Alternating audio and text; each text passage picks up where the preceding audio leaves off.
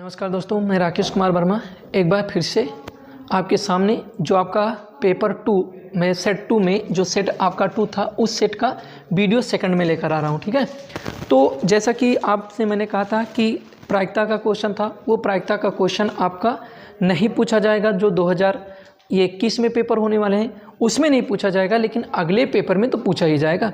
तो मेरे दोस्तों, मैं ये कहना चाहूँगा कि जो भी मैं वीडियो बना रहा हूँ आपके लिए, उसको आप लोग देखा कीजिए और लाइक और शेयर कर दिया कीजिए, और चैनल पर नए रहें तो सब्सक्राइब कर लीजिए। क्योंकि देखिए, आप लोग थोड़ा सा आप समय एक भ्रम रहता है कि जिन वीडियो पर लाइक और व्यू देखते हैं ढेर सारे आए तो उसी को आप देखते हैं। इसका ये मतलब नहीं होता कि जहाँ पर व्यू और लाइक हो वही वीडियो ही आपके लिए यूजफुल है। अभी जो नए सिरे से कोई स्टार्ट किया होगा तो वो भी तो अपनी वीडियो बना रहा होगा, तो उसका 1 2 4 6 10 या 20 50 या 100 150 ही होंगे ना।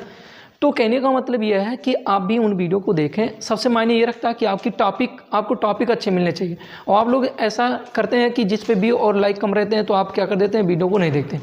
ऐसा नहीं, ऐसा कुछ नहीं है। आपके लिए यूजफुल टॉपिक होनी चाहिए, चाहे वो कम व्यू का हो, कम लाइक का हो, इससे कोई फ़र्क नहीं पड़ता। कम चैनल पर सब्सक्राइबर हो, इससे कोई फ़र्क नहीं पड़ता। आपको सिर्फ और सिर्फ चाहिए क्या, कंटेंट चाहिए। कंटेंट बेटर होना चाहिए, ये सबसे मायने रखता है। ठीक है मेरे भाई, मैंने उस दिन वीडियो में वो सेट इसलिए नहीं, वो 2 क्वेश्चन इसलिए नहीं करवाया था क्योंकि आप में था नहीं, और उस दिन का वीडियो जो मैं सोच रहा था कि उसमें आप देखें तो आपके लिए वो यूजफुल हो जाए और उसी में आपका काम हो जाए जितना आप पढ़ें।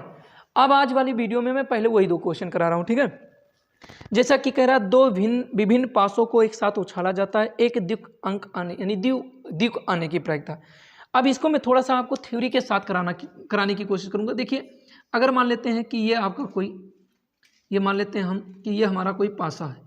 ठीक है, कुछ इस तरह से हम बनाएंगे। ठीक है, मान लेते हैं ये हमारा कोई पासा है। ठीक है, एक पासा ये हो गया और एक पासा आपका, और मैं बना दे रहा हूँ, ये पासा आपका हो गया। ठीक है, अब इस पासे की बात कर रहा है। देखिए, इसमें नंबर होते हैं। पासे के 3 फलक ही आपको दिखाई दे रहे हैं यहाँ पर, और 3 फलक छिपे हुए हैं, यानी 3 इसके जो पृष्ठ हैं वो 30 पृष्ठ, यहाँ पर 3 पृष्ठ आपको दिख रहे हैं, 3 पृष्ठ बन रहे हैं। 2 पासों को उछाला जाता है। देखिए, एक पासे की पहले कहानी आप समझ लीजिए। मान लेते हैं एक पासे को मैंने उछाला, तो उस पे पासे पे जो नंबर होता है, लूडो देखे होंगे, लूडो के नंबर के अकॉर्डिंग ही होता है। जितने नंबर उसमें होते हैं सेम पासे में भी होते हैं।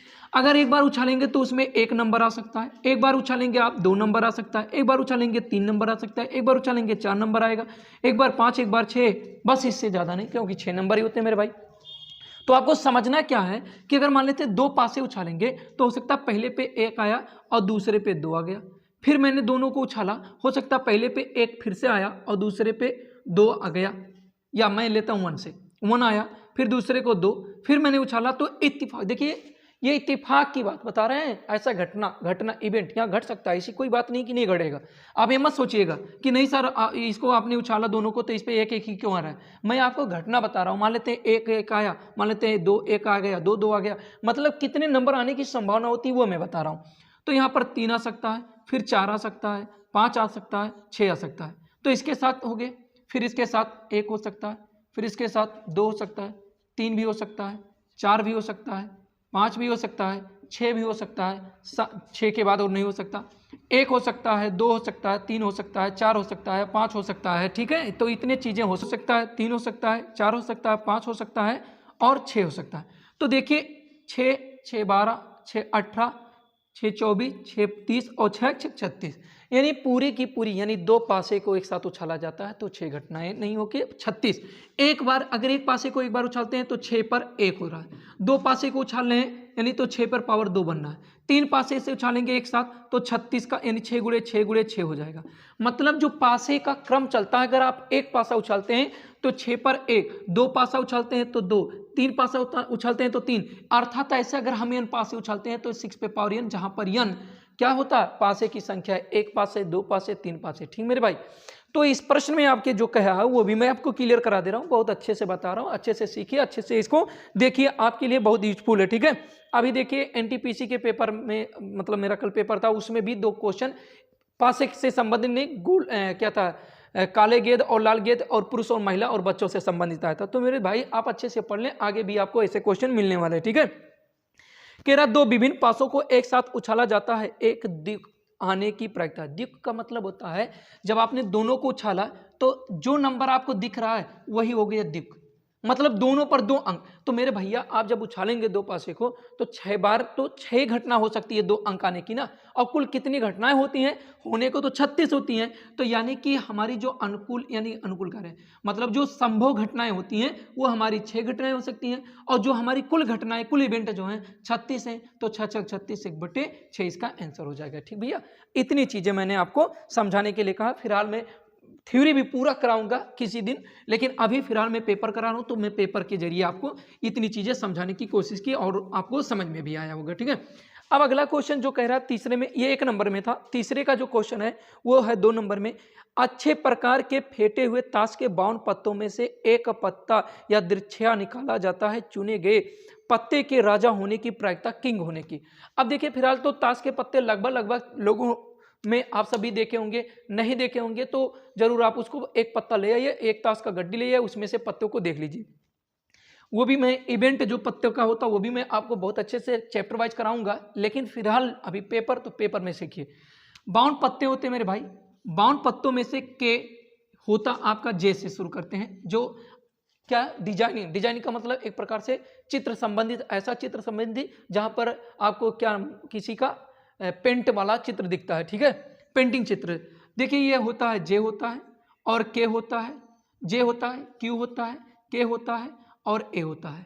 इस तरह से ये क्या होते हैं, ये लेटर वर्णमाला के क्रम में होते हैं। बाकी 1 2 3 यानी कि आपके 1 नहीं होता, 2 होता है, 3 होता है, 4 होता है, 5, ऐसे क्रम में 10 तक की संख्याएं होती है। तो उससे हमें मतलब क्या है, ताश के कुल कितने पत्ते होते हैं, 52 पत्ते होते हैं जो आपके गेम में यूज होते हैं। उन 52 पत्तों में इनका भी 4 पत्ता होता है, इनका भी 4 पत्ता होता है, इनका भी 4 पत्ता होता है, इनका भी 4 पत्ता होता है। ये आपका क्या होता है, गुलाम हो जाता है, ये आपका रानी हो जाता है, और ये आपका राजा का होता है, ये एक का बात होता है। ठीक है, तो इसमें से 4 पत्ते हैं जो क्या होते हैं, देखिए अक्षर चेंज कर सकता है, कभी किंग का पूछ सकता है, कभी क्वीन का पूछ सकता है, कभी जो मतलब यहाँ पर क्या नाम है, एक प्रकार का क्या नाम है, इसको गुलाम का भी पूछ सकता है या एक्के का पूछ सकता है। लेकिन जो बात होती है वो आप प्रश्न में आपका पूछा राजा होने की, नहीं किंग होने की प्रायिकता ज्ञात कीजिए।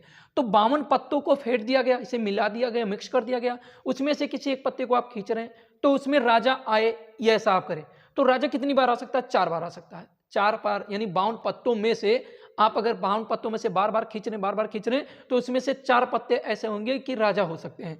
तो 4 पत्ते हो सकते हैं और कितने में, 52 में, तो 13 चौक के 52 यानी 1/13 इसका आंसर हो जाएगा मेरे भाई। ठीक है, तो आप इस तरह से, इससे पहले लैंग्वेज जो होता है यानी कि संभव घटनाएं और कुल घटनाएं, ऐसे होता है संभव घटनाएं बटे कुल घटनाएं, यानी संभव घटनाएं जितनी घट सकती हैं वो 4 हैं, कुल घटनाएं लिखिए, मैं लिख भी दे रहा हूं, कुल घटनाएं जो आपके होंगे वो कितना हो जाएगा, 52। एक का नाम यहां पर होता है एन या एनपी हो जाता है और एक का हो जाता है एनएस। ठीक है, और पीई प्रायिकता किसके, यानी राजा होने की प्रायिकता, राजा के आने की प्रायिकता या राजा के पत्ते आने की प्रायिकता, पीई बराबर आपका एनपी और बटे एनएस हो जाएगा, यह हो जाएगा 4/52, आप काट देंगे तो इतना हो जाएगा आंसर। तो इस तरह से आप कर सकते थे। मैंने 2 क्वेश्चन इसलिए छोड़ दिया था क्योंकि जो वीडियो अभी आप मान लेते हैं 2021 का एग्जाम देने वाले हैं, तो जो वीडियो आप देख रहे हैं उसमें पूरा का पूरा आप ही का यूज हो, आप ही का समय बर्बाद ना हो, कि ऐसा ना लगे, क्योंकि कुछ लड़के ऐसा सोचते हैं कि हमको ये पढ़ना ही नहीं तो फिर क्यों वीडियो में है। तो मैंने इसलिए उसको इन दोनों क्वेश्चन को अलग कर दिया था।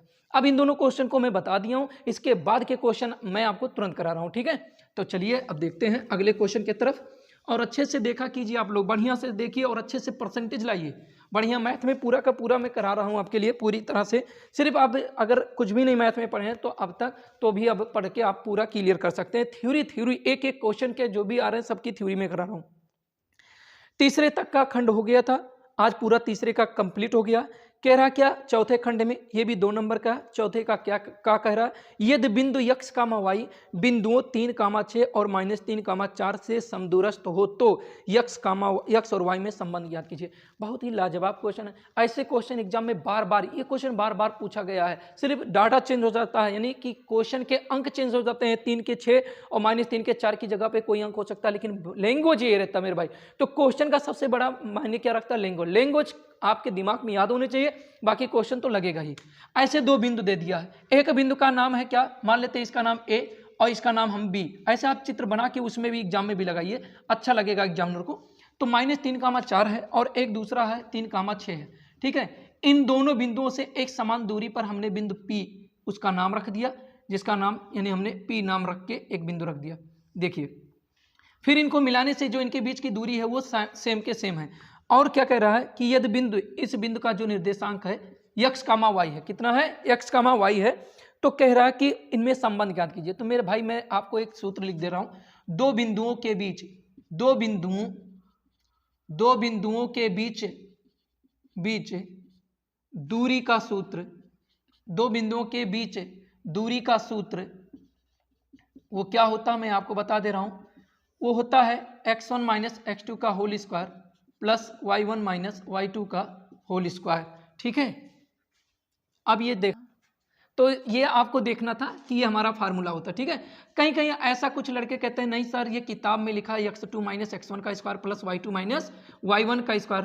तो भैया मेरे कोई फर्क नहीं पड़ता, क्योंकि नंबर पे क्या है स्क्वायर लगा है। अगर हमारा ये 4 - 2 है और यहाँ मैं 2 - 4 कर देता हूँ, तो ये 2 का स्क्वायर और ये -2 का स्क्वायर, 2 का स्क्वायर भी 4 होगा और -2 का स्क्वायर भी 4 होगा, मान में कोई परिवर्तन नहीं होगा। इसीलिए आप बेहिचक होकर ऐसे चीज़ों को क्लियर कीजिए, ठीक है।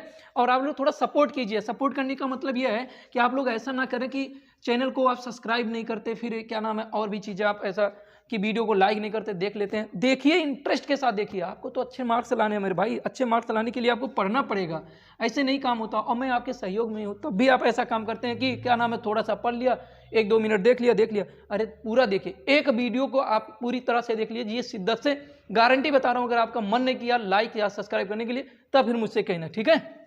चलो अब दोनों समान दूरी पर है, तो यहाँ हम कहते हैं AP बराबर PB। मेरे भाई आपको मैं बता दूं, हमारा जो फार्मूला था क्या था, x1 - x2 का whole square plus y1 - y2 का होल स्क्वायर। भैया मेरे दिख रहा है, हाँ। तो देखिए अगर मेरे दोस्तों ये बताओ कि अगर दो बिंदुओं की बात करें, तो ये मेरा x1 है, इसको मैंने y1 कर दिया, इसको x2 और इसको y2 कर दिया, ठीक, कोई दिक्कत नहीं। इनके बीच की दूरी लगाने के लिए हमने करड़ी का प्रयोग किया, फिर इनकी दूरी लगाने के लिए करड़ी। तो हम जब कभी भी ऐसा काम करते हैं कि दो रेखाओं के बीच की दूरी आपस में बराबर है, तो आप डायरेक्ट कीजिए कि AP स्क्वायर बराबर BP स्क्वायर। जब AP BP कर देते हैं स्क्वायर, का मतलब ये हुआ कि जो इसमें रूट आया है वो रूट हमारे लिए क्या हो जाएगा, हट जाएगा, और हमारा प्रश्न थोड़ा सा इजी हो जाएगा मेरे भैया। अब ये प्रश्न में हम सिर्फ करड़ी, विदाउट करड़ी का फार्मूला लगाएंगे। x1, चलो x1 की जगह पे आपका कितना है 3 माइनस x2 का मतलब x का होल स्क्वायर प्लस y1 की जगह पे 6 माइनस y का होल स्क्वायर। अब ये चीज आप चेंज करके यहां पर कर दीजिए x1 y1, क्योंकि दोनों बिंदुओं की बात कर रहे हैं। तो ये हो जाएगा -3 और माइनस x का होल स्क्वायर और प्लस y1 माइनस y2 का होल स्क्वायर, ठीक, कोई दिक्कत। अब ये 3 माइनस एक्स का होल स्क्वायर तो 9 और प्लस एक्स स्क्वायर माइनस 3 दूना 6 हो जाएगा। अरे भाई a माइनस b का होल स्क्वायर तो आपको मालूम होगा, ये हो जाएगा 6 36 प्लस वाई स्क्वायर और माइनस 6 दूना 12 वाई। ये हो जाएगा, देखो माइनस का वर्ग प्लस होता 3 3 का 9 प्लस एक्स स्क्वायर और माइनस माइनस का गुणा प्लस 3 दूना 6x हो जाएगा प्लस 4 चौक के 16 प्लस वाई स्क्वायर और माइनस, अगर नहीं दिख रहा तो मैं इधर लिख दे रहा हूँ 4 दूना 8 वाई, ठीक भैया। देखिए जब कभी भी बराबर का चिन्ह लगाओ, लेफ्ट में सेम टर्म सेम साइन के साथ में, यानी कि सेम टर्म का मतलब सेम पद और सेम चिन्ह के साथ में दूसरे भी पक्ष में हो तो दोनों को हम काट देते हैं। ये भी 9 से 9 कट गया, एक्स स्क्वायर से एक्स स्क्वायर कट गया, फिर वाई स्क्वायर से वाई स्क्वायर आपका कट गया। और कोई किसी से कटने वाला बिल्कुल नहीं, तो कटने वाला नहीं तो घटने वाला होगा। देखिए ये माइनस और माइनस उधर जाएगा तो -6 माइनस 12 एक्स हो जाएगा। अरे भाई मेरे उठ के जाएगा तो ये प्लस है तो माइनस। अब ये देखिए कितना बच रहा है, इधर -8y था, उधर से मैंने 12 लाया प्लस में हो गया। अगर 12 और माइनस में 8 है तो 12 में से 8 जाएगा तो 4y ही बचेगा। अब इधर बचा आपका 36 और इधर बचा है 16 आपका प्लस में था, उधर से मैंने लाया -36 हो गया तो -12x प्लस 4y, ये कितना बच जाएगा ओनली -20। क्यों? क्योंकि ये तो आपका 36 माइनस में, ये प्लस में है, दोनों घट जाएंगे, माइनस का चिन्ह हमने लगा दिया। क्यों? क्योंकि बड़ा का तो चिन्ह लगाया जाता है। अब आप काट भी सकते हो, देखो 4 3 12, 4 करने 4, 4 5 20, तो इस तरह से इसको लिखना होगा। तो -3x बराबर 1y, 1 लिखा नहीं जाता, 4 5 20, इच्छा करे आपकी तो ये चीज आप दोनों को ये 5 उधर भेज दीजिए, 3x को इधर लेकर आएंगे तो +3x + y और ये 5 उधर कर दीजिए तो +5। यही संबंध आपका था, ठीक मेरे भैया। तो 1 सेकंड रुकिए, मैं इसको मिटा लूँ, टाइम ना गंवाएं। अब देखिए दोस्तों, ये दूसरा 4B का मैं यानी 4 का दूसरा क्वेश्चन मैं करा रहा हूँ। एक शंकु के आधार की त्रिज्या, देखिए मैं बना के भी आपको सॉल्व कराऊंगा पूरी तरह से, ठीक है। देखिए एक शंकु के आधार की त्रिज्या, देखिए मैं सूत्र भी लिख दूंगा अभी पूरा शंकु से रिलेटिव। ए इसका नाम में रख दिया, ओ रख दिया, और इसका नाम मैंने बी रख दिया। देखिए यहाँ पर जो आपका ये हिस्सा होता है, ये वाली जो लाइन होती है, इसको हम लोग रेडियस कहते हैं, यानी त्रिज्या कहते हैं मेरे भाई, ठीक है। इस वाली लाइन को हम लोग तिरछी ऊंचाई एल कहते हैं।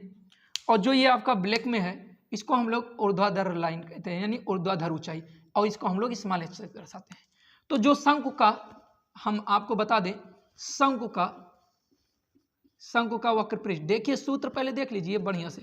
शंकु का वक्र पृष्ठ बराबर आधार का क्षेत्रफल गुणे तिरछी ऊंचाई, यानी पाई आर एल सेंटीमीटर या वर्ग इकाई।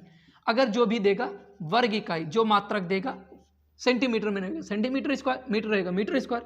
शंकु का वक्र पृष्ठ तो हो गया शंकु का आयतन, क्या याद करना, शंकु का आयतन। शंकु का आयतन का सूत्र क्या हो जाता है भैया, 1/3 हो जाएगा पाई आर स्क्वायर एच। अब इसे हम लिखते हैं घन इकाई मेरे भाई, क्या लिखते हैं, घन इकाई। मैं फार्मूला भी करा दे रहा हूं, आपको चांस नहीं दे रहा हूं कि आप कुछ कह सके कि सर ये फार्मूला यूज किया गया, आखिर क्यों, तो मैं करा दे रहा हूं इतने बेहतरीन, फिर भी आपको लगे तो कुछ भी कीजिए भाई।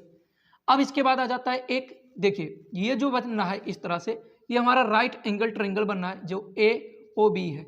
अब इसमें ये हमारा आधार का काम करता है, आधार हमारा R है, हमारा L का मतलब जो ये हमारा है, ये लंब का काम करता है H, और ये हमारा कर्ण का काम करता है। तो पाइथागोरस प्रमेय के अकॉर्डिंग हम इस चीज को लिख क्या सकते हैं, हम लिख सकते हैं कर्ण का स्क्वायर बराबर लंब का स्क्वायर प्लस आधार का स्क्वायर मेरे भाई, ठीक है।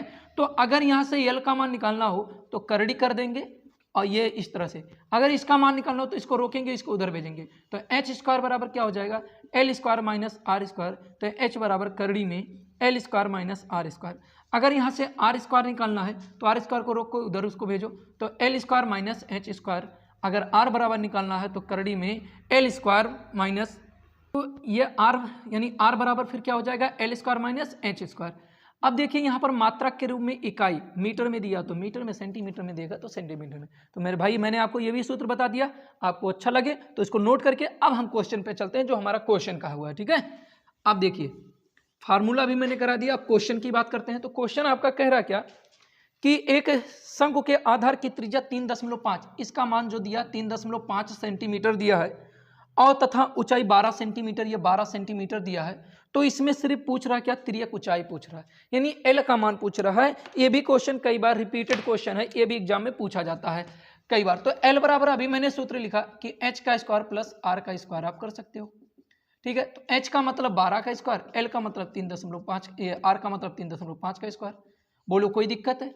अगर आप इतने का गुणा करोगे तो 12 बरही में 144 हो जाएगा, और इसका करोगे तो 35 है, 35 का 35 में आप अगर मल्टीपल करोगे तो कितना हो जाएगा, कितना हो जाएगा, 12 का 36, 12 29 यानी 35। चलो इस तरह से कर दे, 5 5 25, 5 या 15, और 2 17 के साथ, 3 5 15 के 5, और 3 3 9, 1 10, 10 हो जाएगा। एक कितना हो जा रहा, 7 5, 12 का 2, यानी ये कितना हो जाएगा, एक 1225, कोई दिक्कत नहीं है। 7 5 12 का 2, 1 और 1 2, 1225 सही है। चलो अब ये देखो 1225 आपका हो गया। 1225 तो लिख ही सकते हैं, लेकिन यहाँ दशमलव लगा है, एक अंक के बाद 2 बार अंक किया हो तो ये इतना हो जाएगा, ठीक है। अब इनको जोड़ लिया जाए, अब इनको जोड़ेंगे तो 144 में आप 12.25 जोड़ेंगे तो 5 2 और ये 4 2 6 हो जाएगा, और ये कितना हो जाएगा, 4 1 5, 156। तो ये 156 अगर मैं आपसे कहूँ तो इसका वर्गमूल निकालना है। वर्गमूल निकालने के लिए आपको करना क्या है, पेड़ बना लीजिए, यहीं पर पेड़ बना दीजिए। एक का तो एक हो जाएगा, खत्म है कहानी इनका। 1 + 1 2 हो जाएगा, 56 पूरा नोट कर लेंगे। 2 अगर 28 बार तो 28 हो जाएगा, नहीं 8 बार ले जाते हैं, 8 बार ले जाते हैं तो ज़्यादा हो जाएगा, बहुत ज़्यादा हो जाएगा भाई। तो कितना बार ले जा सकते हैं, केवल और केवल 2 बार, 2 बार ले चलते हैं, 2 बार ले चलेंगे तो 22 दूना 44, 22 दूना कितना हो जाएगा, 2 दूना 4, 2 दूना 4, बिल्कुल सही है। और अगर हम 6 में से 4 कर देंगे तो 2, और 5 में से 4 जाएगा तो 1 पॉइंट रखेंगे, और ये पेयर पूरी तरह से नोट कर लेंगे। तो 2 2 कितना हो जाएगा, 4 हो जाएगा, और ये कितना हो जाएगा, 2 24। अब कुछ इस तरह से 1225 की बात अगर हम करें तो अभी तो 1225 हम लोगों ने कितने का किया था, 35, यानी यहाँ पर मैं लिख सकता हूँ कुछ इतना।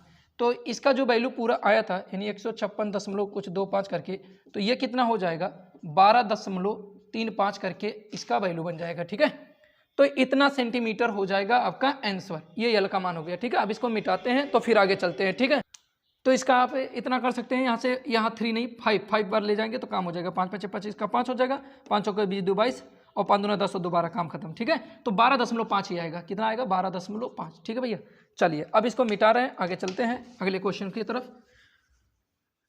अगला क्वेश्चन आपका क्या है?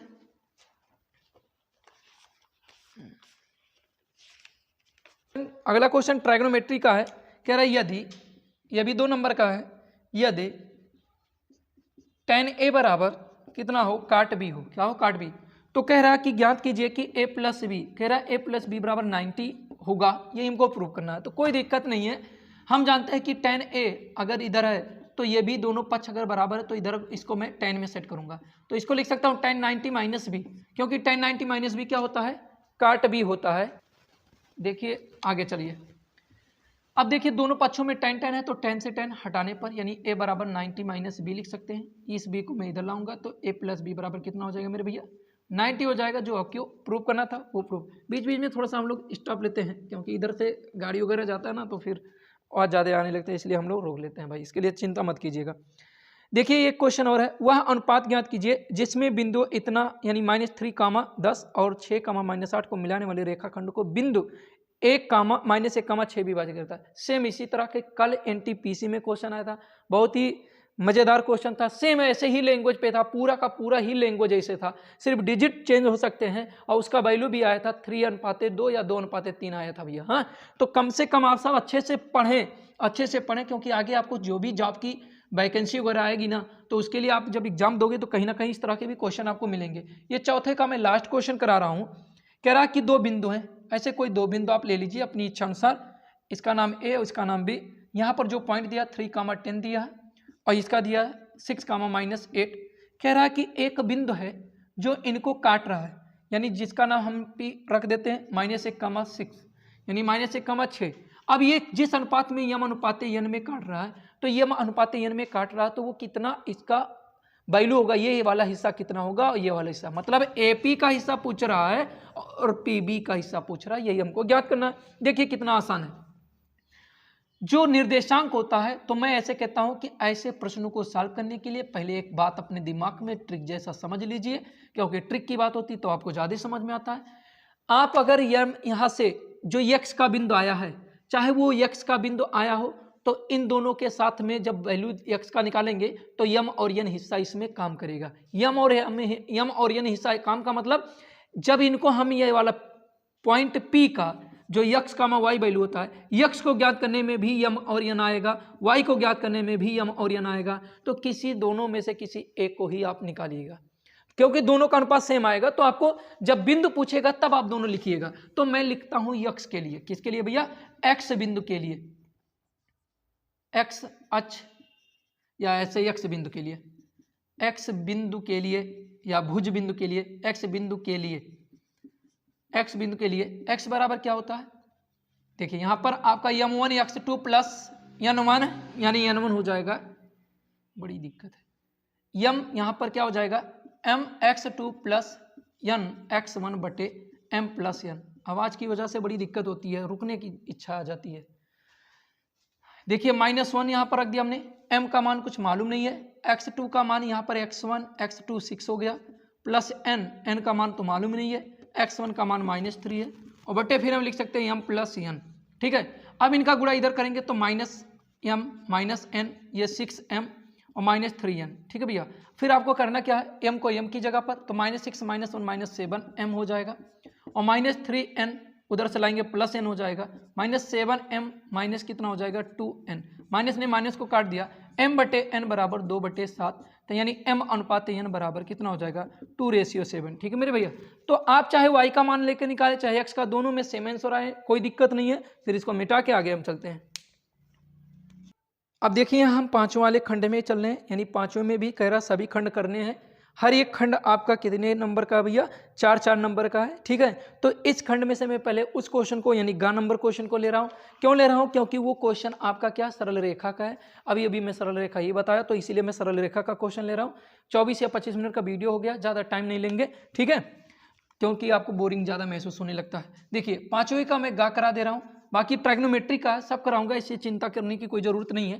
यदि बिंदु कह रहा है a कामा 0 और फिर 0 कामा b तथा यक्स कामा वाई सनरेख है तो सिद्ध कीजिए यक्स बटे ए प्लस वाई बटे बी बराबर 1।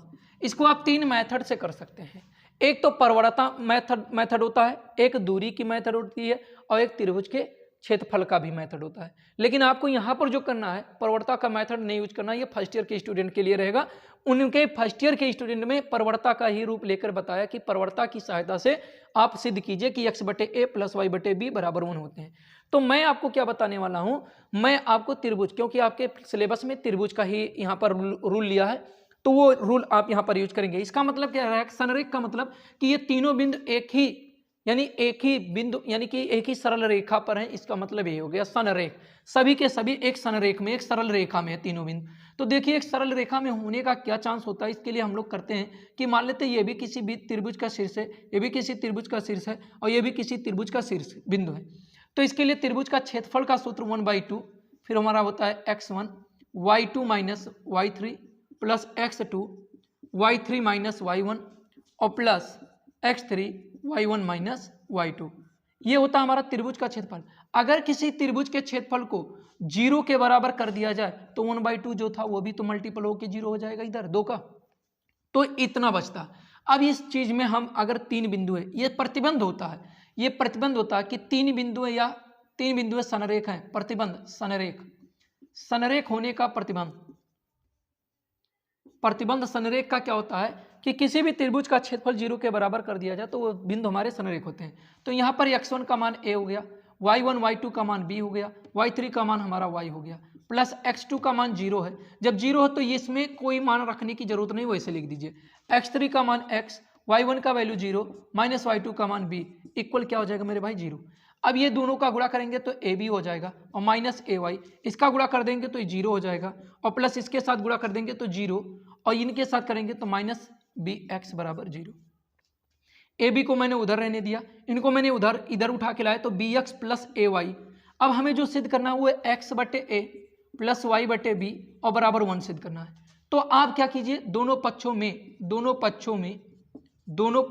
ए बी से भाग देने पर, दोनों पक्षों में ए बी से भाग देने पर तो देखिए जब आप ए बी से भाग देंगे तो क्या हो जाएगा, बी एक्स बटे A B plus A Y बटे ए बी और उधर ए बी था तो ए बी बटे ए बी आप कर देंगे तो ये दोनों कैंसिल हो जाएगा, ए से ए कट जाएगा, बी से बी कट जाएगा।